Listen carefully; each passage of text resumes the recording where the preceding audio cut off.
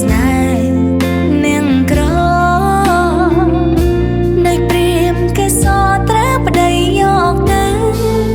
រហូត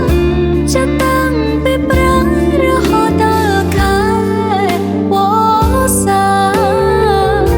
ก็ปรุงสเนหามันเคยยินตราเววิน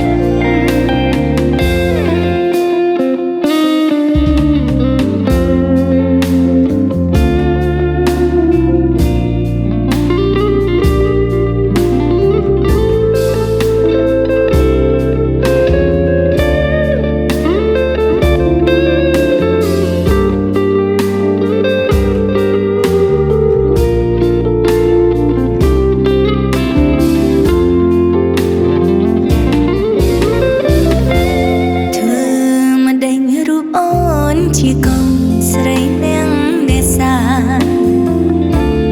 ជាបកាមិនស្អាតប្រឡំចូលក្លិនមកឆាបងស្គាល់ជាតិហើយបបកាចូលក្នុងជលសានេះហើយវាសនាបបខានៅផងបាំងព្រាប្រៃទ្របងកំរឿងស្នេហ៍នាងក្រ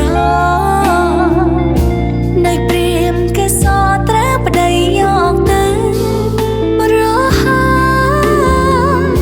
จะตั้งไปปรางรหอตาคาวอสาก็ปรุงสเน